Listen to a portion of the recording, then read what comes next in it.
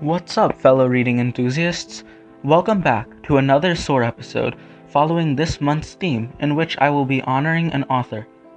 Today, we continue to honor Roald Dahl, who has many books that were also made into movies. Even today's book, The Magic Finger, was made into a 1990 TV movie. And as always, I'll be reviewing the book's events and not the ones in the movie. The story is in first person, with the main character being an unnamed 8-year-old girl. She lives next to her neighbors, the Gregg family, who have an immense passion for hunting. She often sees them coming home with dead birds or deer as their prized possessions. This girl has a special magic power, an ability that takes action when she gets angry.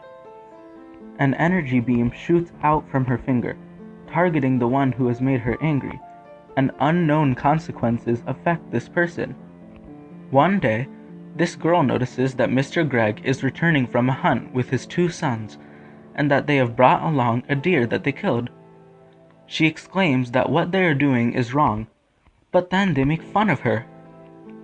This is the last straw for her, and so she becomes extremely angry, and a beam of light comes out and targets the Gregg family, placing the spell of her magic finger on them. The next morning, as the Gregg boys try to get out of bed, they have difficulty doing this. They look in the mirror and realize that they have grown wings instead of arms, and have shrunk down to the size of birds. To try out their new wings, they fly out of the house, and human-sized ducks with hands take over their home. They are forced to make a nest out of twigs and branches, and sleep in this for the night. The next morning, the ducks come with hunting guns and start shooting at them. They realize the terror instilled in the ducks and birds when they themselves would hunt them. They beg the ducks not to shoot them, and the ducks claim that there is no reason that they shouldn't, because the Greggs did it often to them, and they have even killed many of their own.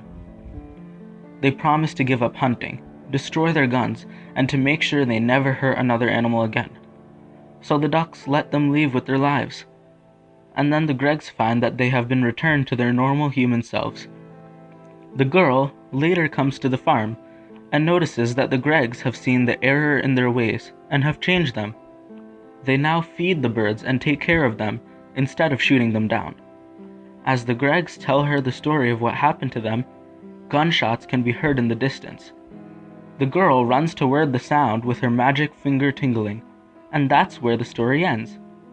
For me, this book was really impactful because I personally feel as though hunting is something not morally right. For those listeners out there who do currently engage in hunting, I'm not saying you should stop or that what you're doing is wrong. Be sure of that. I'm just saying that I personally could sympathize with this moral lesson because I find that hunting is still taking a life and not morally justified. Either way, this magic finger was able to teach the Gregg family a lesson, and that's something I love about Dahl's books.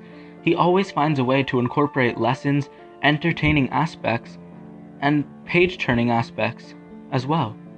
Maybe this is one of the reasons that many of his books have been made into movies, following along with their theme for the month, of course. This book is full of humor, lessons, morals, action, adventure, hope, friendship, discovery, and is truly a book that I would recommend. I implore you to soar.